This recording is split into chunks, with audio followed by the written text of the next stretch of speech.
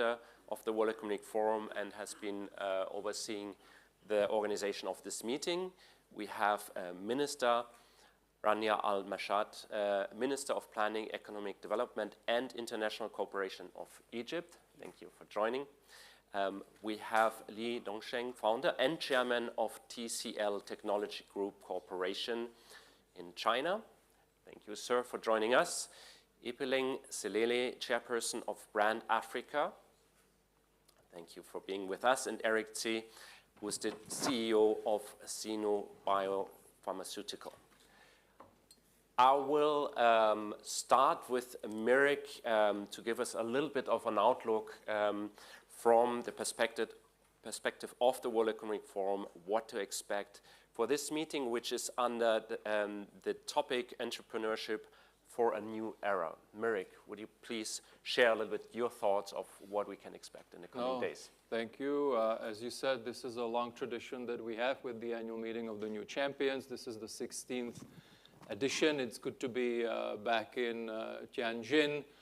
The theme is entrepreneurship for a new era, which is really building on the DNA of this meeting since its inception, really looking particularly at innovation, entrepreneurship, technological advancements, and how they can unlock growth, competitiveness, productivity. So this has always been the basis for this meeting, and it is also the core of the proceedings this year. We're very happy. We'll have over 1,700 participants from around the world. We'll have the opening with the Chinese premier. We'll have a number of heads of state and government participating, as well as key ministers, including Minister Mashad.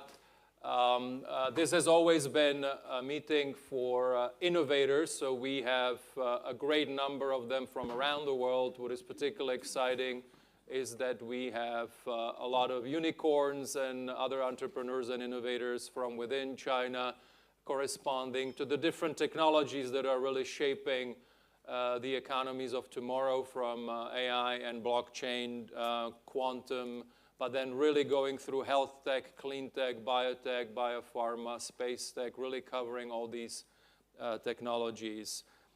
This is a meeting also that, of course, is in China, in Asia. We all know that Asia is adding about 60% to global GDP growth this year, so a very important market globally.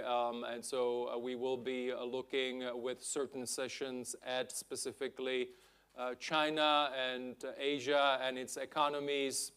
I would draw your attention particularly to two topics that will be front and center of our agenda.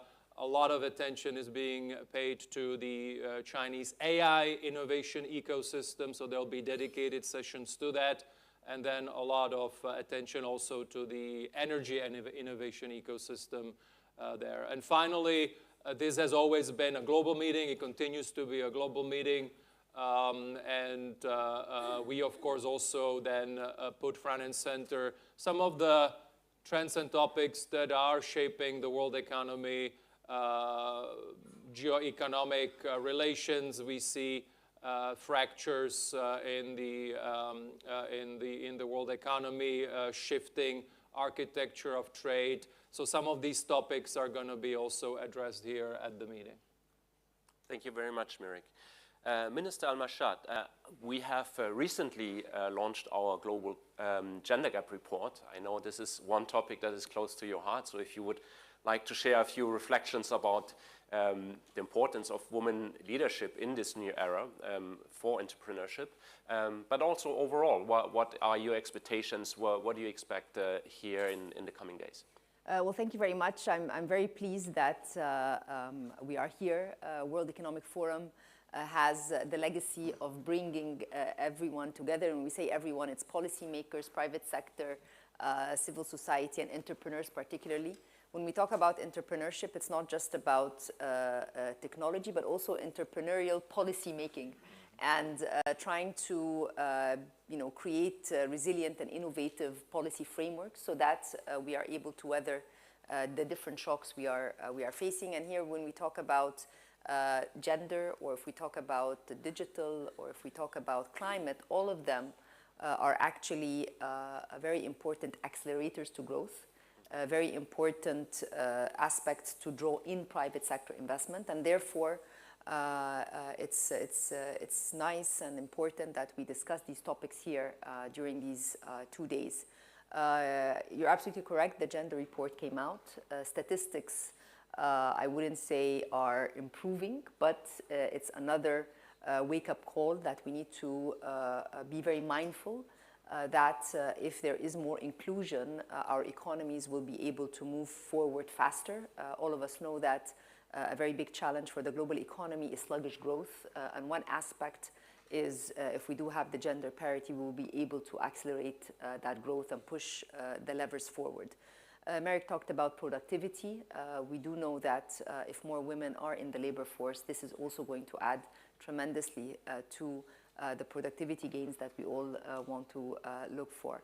Leadership, you mentioned gender and leadership, and we are seeing not across all sectors that moving forward, but nonetheless, when we put the focus on the importance of women in different leadership positions across sectors, this also provides a way to accelerate some of the statistics that we are seeing sluggish and moving backwards. Just in terms of entrepreneurship and gender, there is, if we take a look at the number of startups globally that are led by women, and the access to finance for women being one of the aspects that need to be addressed, these are topics that are going to be also part of the dialogue here during these 2 days.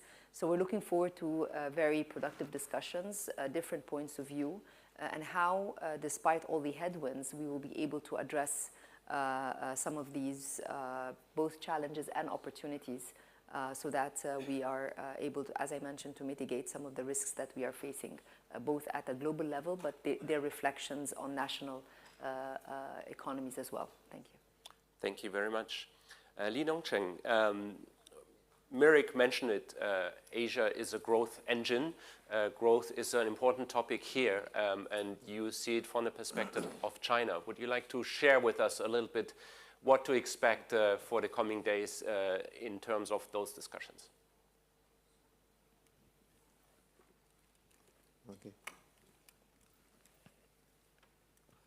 Okay. Over the past half year, actually, it is the most uncertain period we have encountered as entrepreneurs. With a new president took office at the beginning of the year, there was the restructuring of the trade and investment, and also the geopolitical conflicts. Every day when I woke up, I will watch the TV news to see what has happened globally. Therefore, with the rapid changes and uncertainties, as an enterprise, I think we should be firm in our development strategy. With these uncertainties and uncertain situation, we should try our best to fulfill our responsibility. The most important part for enterprise is to seize the opportunities. Firstly, economy is developing very fast with the changing market demands. How the market can seize the new market development opportunities, how we can improve our innovation capability and competitiveness, that is very important. And the second, with the economic globalization new pattern, we should forge our own new global operation system, supply chain system. In the past, China's enterprises try to sell our own products to overseas countries globally to support our own development. Over the past years, this model has been shifted swiftly. China's enterprises globalization is more like localization, how we can globalize our own supply chain while promoting our own development. For local countries, local economy, we should make our due contribution. Therefore, new type of globalization is the impetus of China's enterprise development, and during these changes, how the enterprises can adapt to the changes and modify their strategy. That is also the long-term strategy. So as a China's enterprises, I hope that we can learn more about diversified aspects of changes from the world and what are the impacts on the economy, on the enterprises. We can learn a lot during the following 2 days discussions, and that will be beneficial for China's companies' development. We will have insights and deep understanding of the global economy. Thank you. Thank you very much. Ipeling Selele, as Mirek said, this is a global meeting, and you're joining us from South Africa. You can give us maybe a little bit of perspective from Africa, but also I know you have certain topics like risks and also tourism that are on your mind. So what will be kind of the interesting discussions that you're expecting for the coming days? Thank you, and thank you so much for having me, and good morning, everyone. Our perspective, of course, from South Africa is that we're very excited to be here first and foremost, and quite grateful that we can participate and contribute what our perspective really is going to be about. Of course, we've been looking at the Global Risks Report that has been released, and I think for many of us we're aware that the projected severity and also the frequency of global risk is going to escalate even more in the next decade. And it means then it necessitates that we need collaboration. You know, we have to find ways to collaborate, and I think that's what I actually like about the World Economic Forum, the diversity of key stakeholders that come together to be able to then contribute towards that diverse view or perspective, to be able to come up with a very forward-looking approach, because we do need a forward-looking approach. And I think what we're also going to be looking at, or rather what I'm going to be sharing, is how South Africa is well positioned to actually be the catalytic player between the global north and the global south. And for very obvious reasons, and many of you are aware that we are part of the BRICS as South Africa. In fact, we are going to be hosting or rather attending the BRICS forum in Brazil. And also many of you are also aware that we're very excited to be hosting the G20 as South Africa, which is the first time that the G20 is going to be hosted on the African soil. And I think we're going to be using the G20 as a key catalytic strategic platform to share the views around key risks that we actually have to mitigate. And of course, that we're going to look at different risks around environmental risks, geopolitical risks, which we are all aware of, technological risks, and I like what Mr. Dusek was alluding to, the role of AI. We are here to learn. We are here to see what can we learn from that. The cybersecurity, looking at misuse of AI as well. Of course, there are lots of positives around that, but also we need to understand what is the misuse and the consequences of that, what it means for our labor, right? Because there are lots of insecurities around that. And also we're going to be looking at the economic risks. And I think as my colleague, Mr. Dong Shen, was just alluding to the global supply chain, how fragile that is going to be. So we're interested to obviously hear different perspectives around the fragility of that. And for us in South Africa specifically, this fragility of the global supply chain, it actually matters more around our energy transition journey. Because when we look at the journey that we're on, where we're looking at grid transmission and development, we're actually embarking on a big project, 14,000 kilometer line. We have to order components. What does that mean, right?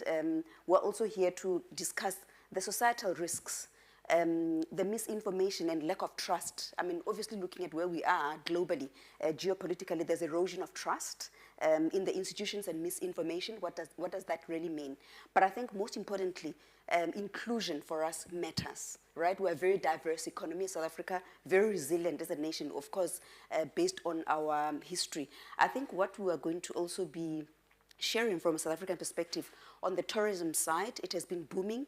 We've seen an upward trajectory in the tourism space.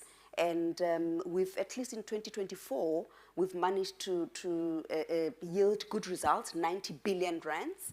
And we've actually surpassed, tourism statistics have surpassed even before COVID. I think before COVID, of course, we're not doing well. After COVID, we are now doing well. So we're going to share a lot more around that and the key positives around what got us to where we are, the interventions and strategic tactics that we're deploying to be well positioned in South Africa. So I think I'm going to share a lot more around key specifics around what we're going to be doing also around the G20. So we're very excited to be here. Thank you. Thank you so much. Mirik has mentioned innovation, technology is an important topic. And you, you mentioned AI, obviously. So coming to you, Erikse, you are active in the healthcare sector, and you're applying technology and innovation in that sector, and especially AI, as you mentioned to me before. Would you like to share a little bit kind of what is happening in that sector? Thank you for your question, and thank you for having me. So it's a real pleasure to be here again in the Summer Davos. Earlier last year, actually a couple months ago, I've also have the opportunity to be in the Winter Davos. So it is a true experience, and it is a lot of engaging, thought-provoking conversations with representatives, and I think it is what makes Davos very unique for all of us. So this kind of global dialogue is also precisely what makes Davos very unique, and for me personally, it's also been a source of inspiration and also insights. So back here in China, I think it's not only AI in China particularly, but globally, it's driving every industry, especially in pharmaceutical, in the entire healthcare sector. So there are a lot of particular sectors that AI has been driving.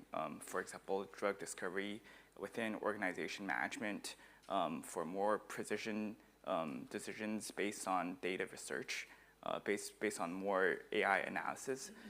So we're living in a moment where traditional economy models are really facing headwinds globally. So right now, the key aspect is really managing speed and incorporating, so enhancing efficiency within your industry. So I think that will become a real barrier to new incomers, as well as to build your particular competition among your peers. And also, AI is a new energy and digital infrastructure innovation model. We actually drove our growth through using AI as a model within our organization.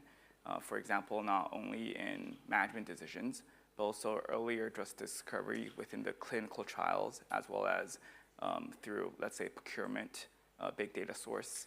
All of these enhance, increasingly drive us both our sales revenue as well as margin. So this week I'll be speaking on topics including how AI is transforming drug discovery and a broader rise of China's bioeconomy. So how it advances right now is really astonishing. And then as one of China's leading biopharma companies, so we've been among the first to embrace AI within our organization. Right now we're using AI to make drug discovery more targeted, transforming it from needle in a haystack guesswork in precision science. And then we're applying AI across the clinical trial process to boost speed and efficiency. So beyond just our company, actually, we believe AI can help the entire industry and region to move faster. So we are also proposing working to establish an Asia-Pacific Clinical Recognition Alliance. So this is a framework where trusted institutions and interoperable systems can really enable mutual recognitions on clinical data across borders. So this will allow patients to actually benefit from innovations within zero delay. So wherever within this alliance, where the drug is discovered or where clinical trials are presented, patients can directly enroll into these trials and to get the newest drug. And then also another key theme is bioeconomy. So today, biotech is a focal point of global competition. China recently has a lot of out-licenses as well, and it's catching quickly in many areas of biomanufacturing. So back in 2022, Chinese government actually has a strategy for developing the entire bioeconomy. And since then, policies from both central and local governments have supported the rapid growth as well. So that's why there's a lot of funds moving around this area as well. So that said, the bioeconomy can only thrive through coordinated development and then across the entire value chain. So it requires alignment among industries, research, and policy. So above all, stronger international collaborations. So being said, with a topic, entrepreneurs for a new era, and then the last is around how AI drives all different industries. So for me, one key quality for today's entrepreneurship is moving beyond solo efforts. So call it the decade of partnership. So for becoming more of a global company, I think there's less and less chance as before to really become global by yourself. But right now it's more of a joint effort. So about openness, partnership, and shared progress. I think by partners coming together, it might become the alliance might become a multinational organization. So I hope, like with the Davos platform, again, having meaningful exchanges among governments, business leaders, and academics can bring along new energy and ideas together. So personally looking forward to learning from many of the participants to the Tianjin Davos this time. Thank you very much. As you said, it's all about collaboration. That is what the World Economic Forum is about. And now we have a few minutes for questions from the audience. So we have here media, global media, and media also from China. So if you have a question, please raise your hand, introduce yourself, and ideally also tell us who you would like to address the question to. Do we have any questions in the audience? No questions for the moment. Yes, here's a question in the front. Do we have a microphone?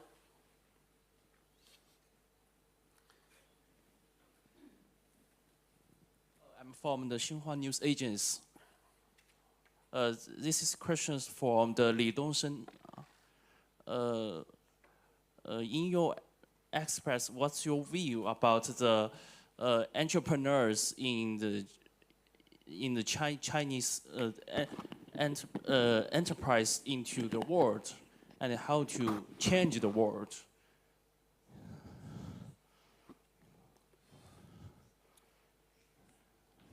Yeah, that's my questions. Yeah. Okay. Thank you, Mr. Dongsheng. Thank you for your question. TCL as a Chinese enterprise, I would like to share with you what are our practices in the globalization. Before this, we have seen that China is an important, very important component of the global supply chain. Before this, TCL, like other enterprises, just based on China, radiate our businesses around the world. But in the past years, this situation has changed. Take our enterprise as an example. For our business structure, we have composed 5 regional operation centers. This change has marked our landscape. In the past, we exported our products from China, but now we established the local supply chain system so that our operation activities are combined with the local operations. In this way, we have found more opportunities for our businesses. In this way, our businesses may have direct contribution to the local economic and social development. In the past decade, TCL's growth mainly comes from the overseas business. For the overseas business, the products from overseas are mainly from the local production and manufacturing. We manufacture and produce locally, and the consumers consume locally. From this locally rooted global landscape, we support the enterprise development, and the enterprise growth can create taxes, employment, and contribute more to the local economy. Do we have any other question in the audience? Yes, here, please.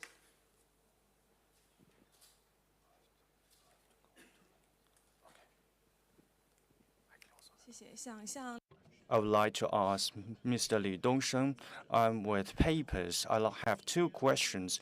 In February, TCL has officially become the Olympic global partner. I would like to, what are the objectives by sponsoring Olympics? The second question, you stressed that from the past you exported the products and capabilities, and for the tariff imposed by Trump around the world, well, how will you deal with the situation and with your supply chain?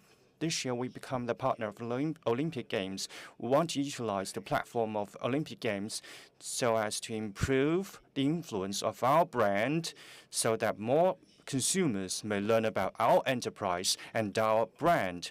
And through the platform of the Olympic Games, we can accelerate the global business development.